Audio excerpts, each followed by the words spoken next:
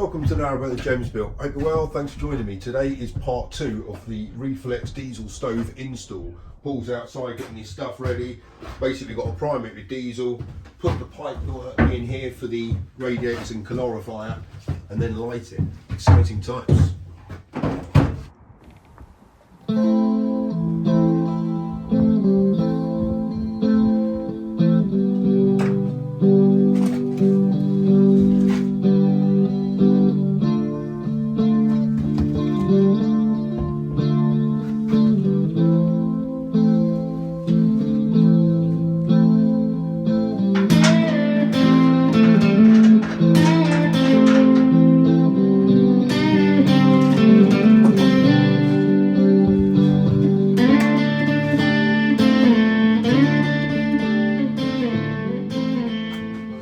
Paul's using chrome pipe work and chrome fittings just for aesthetics.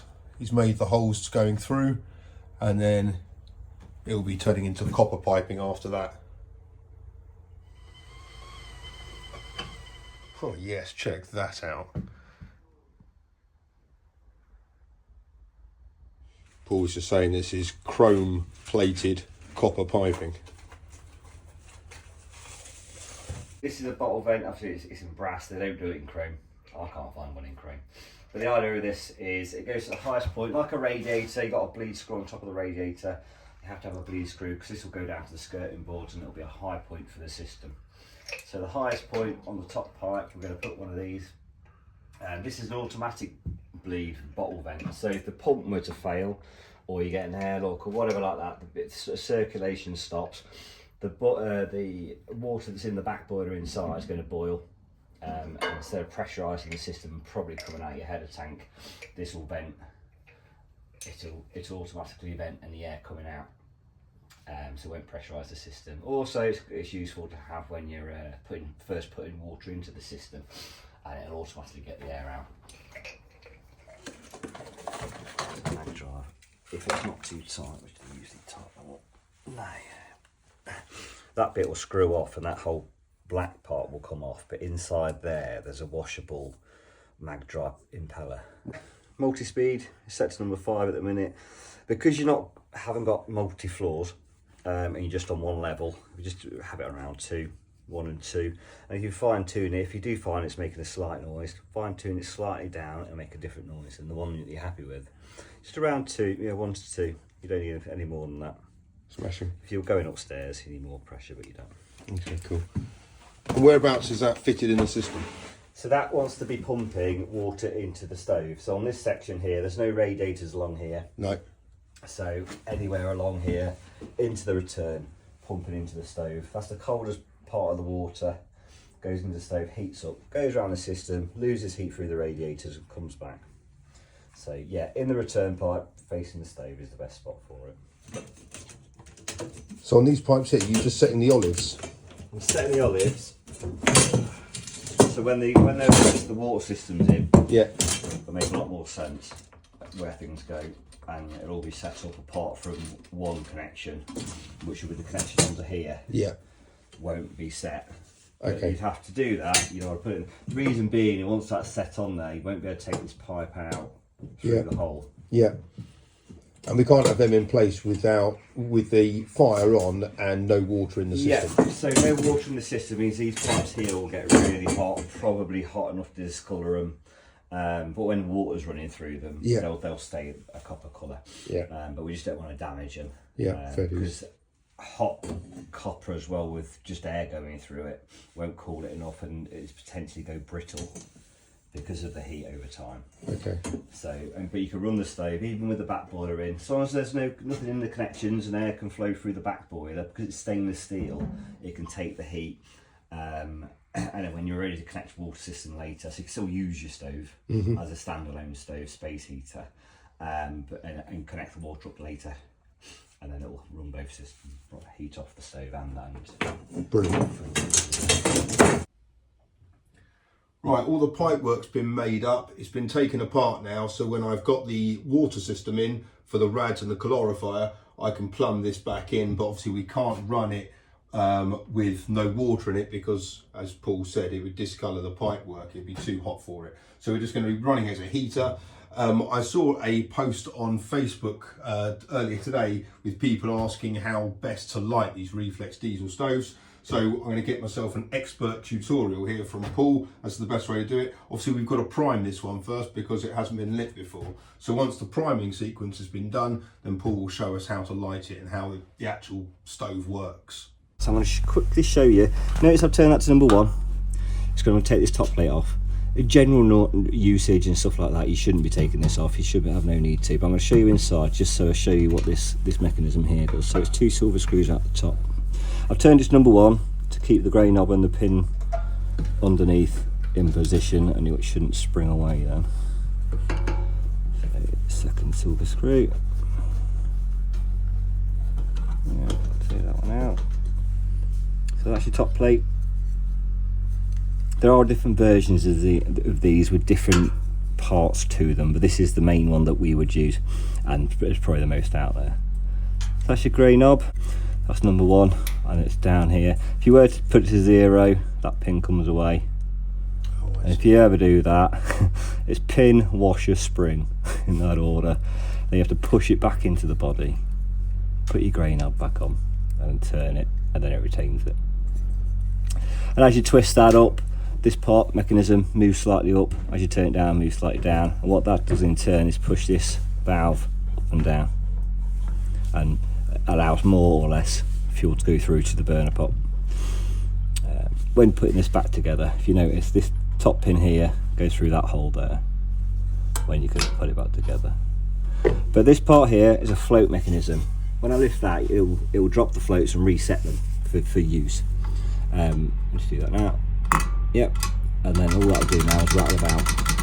Unless you, I don't know, get dragged out with slip, transport your boat, get knocked really hard into something, it might think that you're going offshore and it's a bit too choppy waters for the stove to run, so it will turn it off. What'll happen is the fuel inside will recognise it, the float will be bobbing up and down because the boat's moving so much. It'll recognise it, click that pin, float comes up, stops the fuel and turns your stove off. And then to do it, you do that once and you rattle about. If it were to go, oh no, you've come back to your stove, it's not working, one of the things I would try is that, and if you hear the floats drop, yeah, and it's rattling, then you know that was what stopped it. Okay. Sometimes if your ballast isn't so good on a boat, or you got a really good list, it might trigger. Yeah. Or get dragged out with slip. That's what I'm saying. Cool. Right, we'll get some fuel through. I'm pressing and holding the red button. That way, there you are, there's fuel.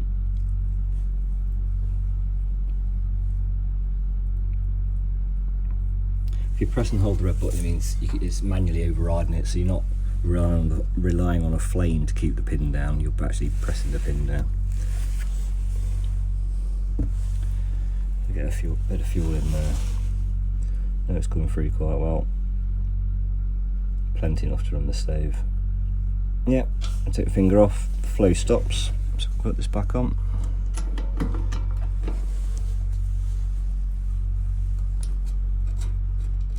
And the next process would be, so the grey knob's normally in the off position, goes up a little ramp to number 1, all the way up to max. This is a priming stage. We're going to keep a finger on the red button, the fuel will fill up to the level marker on there, then start coming through the pipe work and into the pot. So that's our next job. So, cast iron hot plate lid, you put your kettle on that, boiler pan. Generally, the general rule is if you put it straight on the contact, it's going to boil it. If you want to slow cook and simmer, you can do. If you have a trivet or a cast iron horseshoe, something to take that contact away, then it will slow cook and simmer. So inside here we have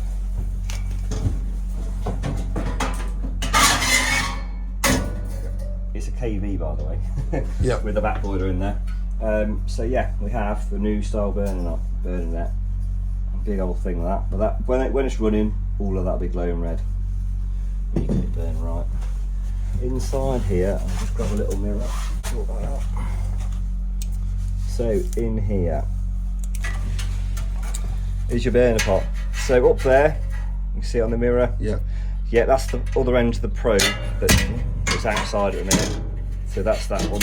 I'll just thank you. So that's the thermocouple just there. Yeah. When you're cleaning it, if you are a bit rough with a brush, there is a clip holding it in on the back, but if it does push out, it won't recognise as a flame. So be careful around that area when cleaning. There are a selection of air holes. There's one there, one there. There are underneath this ring. This ring will come out, but I don't think you need to. Just wear a glove when you are cleaning stuff. So there are a selection of air holes in there, all the way around. This part here, big weld at the bottom, that's where the fuel comes in. And that's got an easier cleaning device to it, which is outside. So if I just put that up there. This is a cleaning needle. When running, about 4 inches out, something like that, leave it there. It will come out if you let it, but you've got to come right back to there. If you do that, push it back in. There's no ring in this part here. So it stays there. Once a week of use, or every couple of days, depending on the usage, or every time you start it. Make sure it goes all the way in, up to that corner part to it. Yep. Yep. And then when you look inside, you should see the other end of that pin. So just poking through. What that does, any scale build up, because the scale build up inside the burner pot is going to be where the fuel comes in and up around that area. So that's a pin designed just to push anything out of the way. So regular use of that will stop you phoning me. Press and hold the red button. This will take a couple of minutes, 3 or 4 minutes, 5 minutes. I'm pressing and holding the red button at the back. Grey knobs turn to 6. All the taps are on and the reset's been lifted. And where we're looking for fuel coming through? So where that weld mark is down there, the burn mark in the metal, there's a little hole there. Yep. I'll just poke. That's your cleaning needle. Yep. So once you've got some fuel coming through,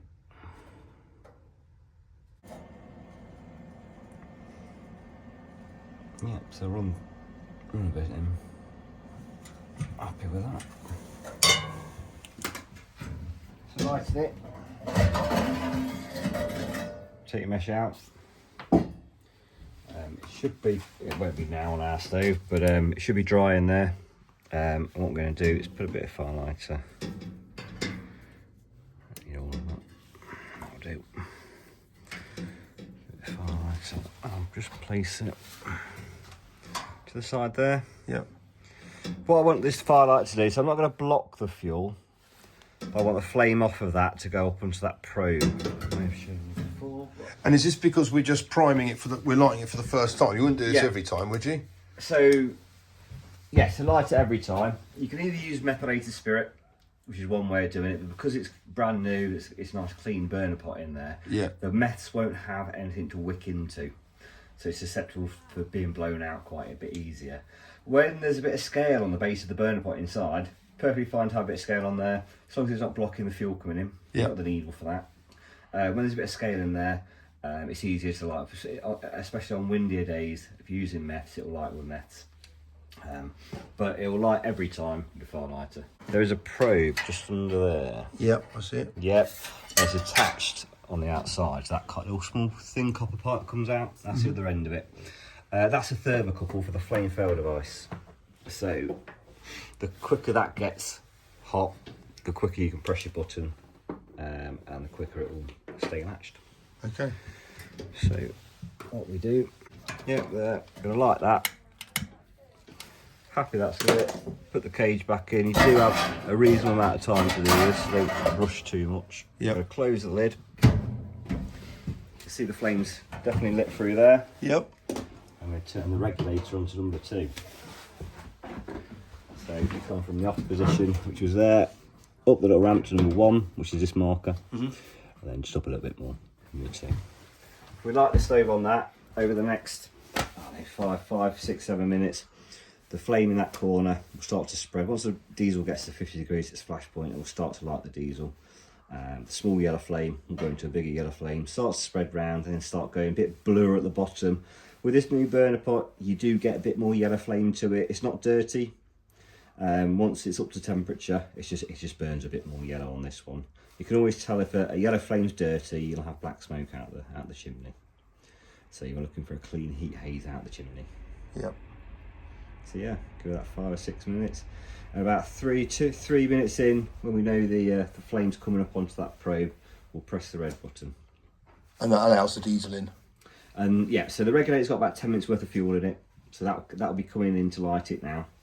And then 3 minutes or so in, when you press the red button, it allows more fuel into the regulator. And then that keeps it all going until you turn it off. Start to come up a little bit in there. So that condensation you see on the glass, that'll clear as it gets warmer.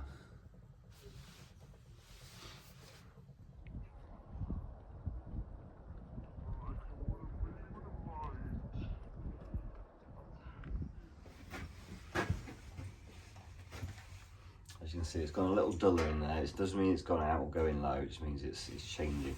Yeah. From all the nice dirty yellow flames to the blue and yellow, which is where it gets the vaporising temperature. The fuel vapourises at a certain temperature and that burns cleanly.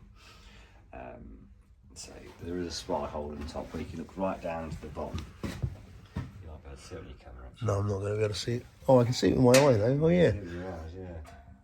Hang on, there might be a way without burning my finger. That's it. There we go. Yeah. So see the red glow of the mesh, it's all getting up to temperature now. So we'll just let that tick away. So we've only physically turned it on, we lit the fire lighter, put the mesh back in, turn the fuel on, a couple of minutes later, 3 minutes later, we've pressed the red button and then just left it. And this is the process it does, and then eventually it'll just go to the vaporising temperature where the smoke will stop outside and go to a clean heat haze outside. Yeah, sometimes when you do light them, it's quite easy to overfuel them. There's nothing wrong with that, it gets all nice and hot quite quickly. Just means there's a bit of excess fuel in the bottom, so it's all glowing red in there now. So is that what that hissing sound is? So that'll be, yeah, diesel coming in and frying almost. So it's the boiling point for the vapour point. Right, okay, so we're just not quite So if hot you enough see if yet. Yeah, so if you see if it's going high flame after it's definitely lit, you can see it's lit. You're getting heat off it now, you can see the fan starts to go. So you're getting heat off it now. Just turn it down to 1. If you don't need, well, leave it on 2 or turn it down to 1. And what that will do is stop any too much more fuel going in there. And when it calms down, you can turn it up and down as you like. But yeah, the process is simple to light them. Lift the lid, mesh out, fire lighter in, light fire lighter, mesh back in, turn fuel to number 2, give it 2 or 3 minutes and press the red button and then just leave it. And is there always going to be fuel in that reservoir, like an inch yeah. or 2 of fuel in there? Yep, so there's a level marker on the outside, it should always match the inside. So that will. Where's the level mark on the outside? On the outside, it's tucked around the side. Oh, right. It's on this side over here. Right, oh, okay. So there is a level marker and that should match what's inside. I have to get one of those little fancy mirrors like yours. But yeah, I mean that's, yeah, I shouldn't worry. It's factory set that level, so there's no adjustment screws that can change Okay, it. fine.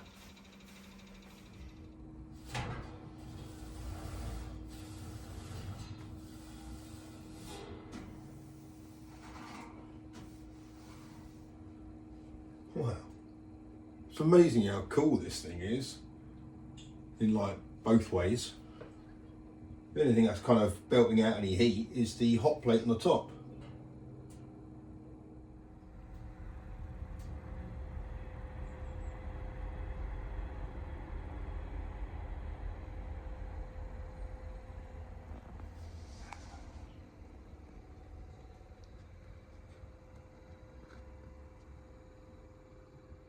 And people say, kind of turn it on beginning of the winter and turn it off at the end. Would you say that's right? Can do. I advise that you shut it down once a month and check if it needs cleaning.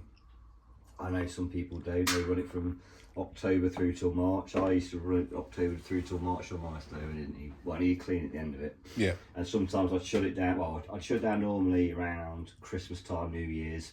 Yeah. About halfway. check it, and if it needed clean, I'd clean it. Didn't always need it, but just give it make sure it's got the air going into the burner pot, so you're checking the holes in there, checking around where the entrance, where that needle comes into the burner pot, so there will be scale build up around there. Yeah. But it's just wiping it away with the cloth basically, and then poking it out with that little so rod. if you do get some sort of little wire brush, maybe nothing too sharp as a screwdriver. Yeah. If you've got some sort of blunt instrument, you can crack it away with that. A lot of it will be surface, and especially off the base of the burner pot, where the air holes are, that'll be more surface flaky stuff. So yeah, that can come off. Yeah, so when clean it once a month, you shut it down, check it. Sometimes it won't, sometimes it will, and do it as and when required. But if you're talking 6 months of season, 6 months of a winter, or 5-6 months, you shut it down 5 times to clean it. So on its full setting, that is yes, you do get a nice flameage, you don't get a high yellow flamer from it. Yeah. You get a lot more heat from it. And as you look inside, in certain areas, more down the bottom, you'll see a bit more blue. Yeah, I can definitely see the ring of blue on the outside. Well, this new burner pot is more yellow flame. That's lovely. Right, it's just a heat haze coming out of this now, which is what we want. Well, the boat is definitely warming up. It feels a lot warmer, certainly this side of the bulkhead. So in the kind of the main cabin area, this is definitely having an impact. Obviously longer term, I will have 2 radiators and the calorifier being heated up from this as well. So the calorifier will be under my bed, so that'll give it a bit of warmth. And there'll be a radiator in the midships cabin, and then one at the in between my room and the bathroom. So I'm hoping heat distribution from it will be much better. At the moment, obviously, it's just a space heater, but it's certainly doing its job, and it's giving a really nice kind of glow. You can definitely see flame, you can see the flickering and stuff, and when the lights are off, it looks superb with the orange amber glow. It's lovely. Obviously, I've got it on setting 6 at the moment just to get the heat up, but if I turn it down to about 2ish or something like that, you still get a nice glow, and obviously that's the kind of temperature I'll keep it at. Maybe when it gets really cold, about 1.5 or down to 1 or something like that, should be sufficient to kind of keep it going throughout the night. And in terms of economies, Paul was saying this is about 5 litres a day, kind of normal usage. So obviously not running it at number 6 or anything, but normal usage about 5 litres a day, which in its current price about £1 a litre. So you're talking about £5 a day during the winter to run this. And in comparison to what I spend on slow patrol to heat that, I'm going through, when it's cold, maybe like half a bag of coal a day, and at the moment coal's about £20 a bag, so that's about a tenner. So kind of fag packet maths, this is about half the running costs in terms of fuel than a multi-fuel stove. But obviously there's no gubbins around. I haven't got like a massive bag of coal, I haven't got fire lighters and all that kind of stuff, and kindling. It's nice and easy. Obviously Paul told me how to give it a good clean and everything, but I'll do that, I don't know, when I next turn it off, might be a couple of days or whatever. I do want the boat just to warm up. I don't think there's been a heater on this boat for a long time, because the wood burner that was in here was never installed. So but yeah, talking about installation, I'm well happy with those chrome with the chrome pipework coming out. It just makes it look great. So next up, I need to get a couple of rads. There were rads on the boat, which, you know, not the prettiest of things, so I might, and radiators aren't like grotesquely expensive, so I might see if I can get myself something which looks half decent, certainly for the midships cabin, because with the doors open you'll be able to see that quite a lot. But yeah, nice kind of glow off this now when it's at this on this setting. Yeah, I'm happy about this. This is superb. Paul mentioned the offer for you guys. So Lockgate offering you 5% off any bits that you might need, any parts that you might need for an existing Refleks diesel stove that you've got. If you're looking to buy the Refleks stove and the flue and all the bits and pieces, then they're offering you 8%. So if you use the contact details in the description of the video, then get in touch with them. That is valid until March 2024. So get in touch with them, get it all booked. As I said, they are pretty busy. installing these on boats, but if you get it booked in now, hopefully they'll squeeze you in for next winter. That'd be good for you. But I'm just over the moon that this is in. It's all working. It warms the boat up nicely. I'm chuffed that Paul managed to get some chrome fittings for there. Obviously I've got to do quite a lot of the pipe work still. I need to get the calorifier and everything like that sorted out, but for the moment, as a space heater, it is heating the space, which is exactly what I needed. I hope the install's been useful for you guys. Until next time, thanks for watching. Take care. Bye bye.